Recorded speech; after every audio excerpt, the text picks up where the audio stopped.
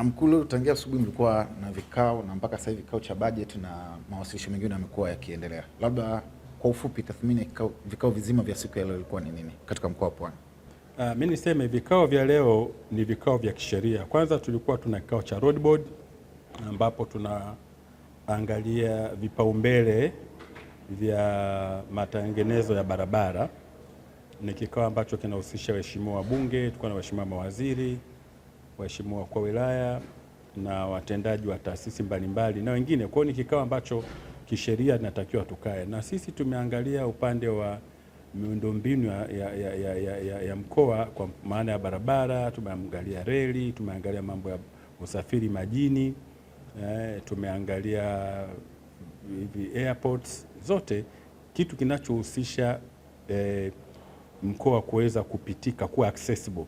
Kwa hiyo tumeangalia hiyo, tumejadiliana, na kimsingi mahitaji ni makubwa. Kitu kasema kwa bajeti tulionayo lazima tuangalie mambo ambayo yanatupa tija zaidi kwa ajili kutoa huduma kwa wananchi, lakini na kusisimua uchumi wa mkoa na uchumi wa nchi kwa ujumla. Kwa hiyo tumefanya kikao hicho na mapendekezo yale ndio yameingia katika bajeti zinazohusika.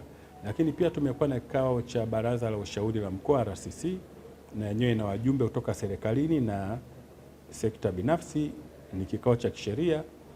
Kikao hiki kinapitia mapendekezo ya bajeti ya mkoa, lakini unaona leo tumekuwa na wasilisho kuhusu strategic plan ya mkoa.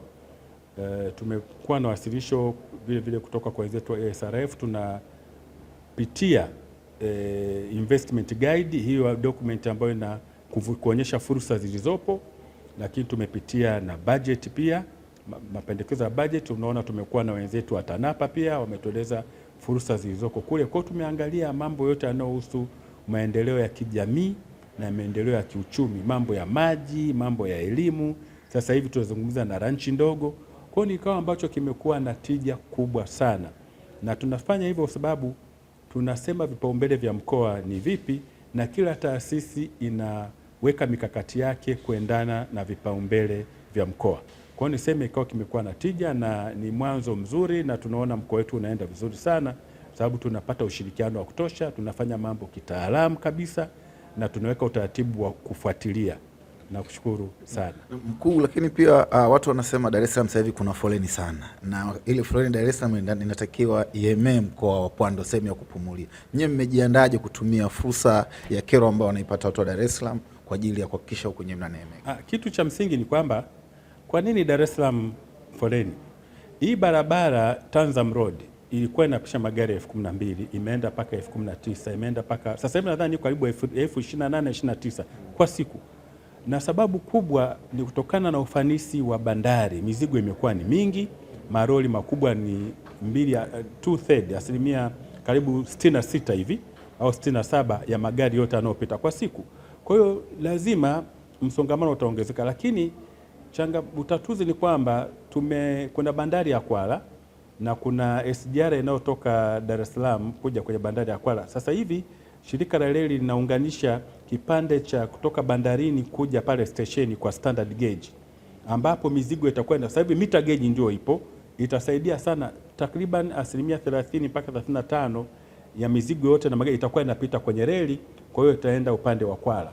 Sasa lakini pia tuna mradi ambao Mheshimiwa Rais ameshaidhinisha huko hatua za mwisho kupitia utaratibu wa PPP, mradi wa Kibaha Mlandizi Chalinze Expressway. Itakuwa ni barabara 4, 2 kwenda 2 kurudi, inaokwenda Chalinze mpaka Morogoro, lakini utaona zinapoishia njia 8 sasa zinaongezwa mpaka pale kwa Mfipa. Kwa hiyo ni jitihada, lakini hata ile barabara ya zamani sasa hivi mnaona inakarabatiwa, inafufuliwa ili iweze kutumika na inatumika.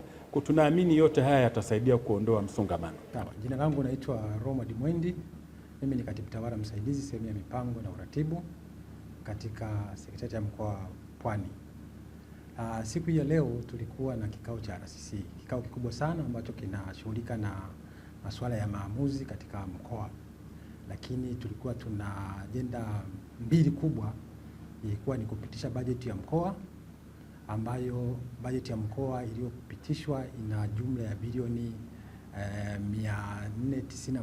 497.1 na bajeti hiyo ni bajeti ambayo ina cover maeneo ya mkoa kwa maana ya ofisi ya mkuu wa mkoa pamoja na halmashauri 9 za mkoa wa Pwani.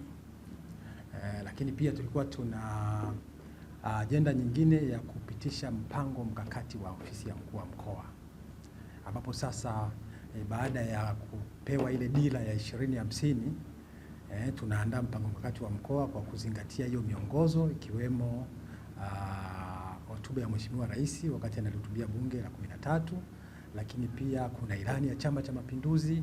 Hayo yote tunayachukua na kuyaweka katika mpango mkakati wa mkoa, ili sasa ndani ya miaka 5 tuweze kuyatekeleza yale, ukizingatia mkoa wetu wa Pwani mkoa wa kimkakati. Ni mkoa ambao tunasema kwamba una viwanda vingi sana, ni mkoa ambao ni wa uchumi wa bluu. Sasa hayo yote ambayo Mheshimiwa Rais anayasema, sisi tunayaweka katika utekelezaji, katika kuhakikisha kwamba wananchi wanapata lile tabasamu ambalo Mheshimiwa Rais anatamani kuona wananchi wake wanalipata. Kwa hiyo sisi kazi yetu ni kumsaidia Mheshimiwa Rais kuweka mipango ambayo inaendana sasa na ile miongozo ya kitaifa, kuhakikisha kwamba yale malengo ya dira 2550 yanafikiwa. Kwa hiyo leo tulikuwa mahususi kwa ajili ya kupitisha huo mpango mkakati wa mkoa ambao ndani yake sasa tunaanza utekelezaji wa bajeti hiyo ambayo nimetoka kuisema kwamba ya bilioni 497.1 ya mkoa kuanzia mwaka wa fedha wa 26/27. Na vipaumbele ni vipi sana kwa wananchi? Vipaumbele, tuna vipaumbele ambavyo moja ya kipaumbele ni kuwezesha yale makundi mbalimbali ya vijana katika kuhakikisha kwamba tunawekea mazingira mazuri ya kuweza kupata mikopo, kufanya biashara na kuweza kusaidia uchumi wa taifa letu la Tanzania. Ukiangalia katika taifa letu la Tanzania changamoto ya ajira ipo, lakini sisi ndio kumsaidia Mheshimiwa Rais katika kuhakikisha kwamba vijana wanapata ajira. Ni sisi wa kuhakikisha kwamba tuna create hizo ajira, ni pamoja na kuweka mazingira mazuri ya uwekezaji katika viwanda, na viwanda vinapokuwepo, kwa maana wawekezaji wanapokuja, ndipo wananchi wanapopata ajira katika vile viwanda, na wengine wanakwenda kuzalisha materials ambayo yanahitajika katika vile viwanda.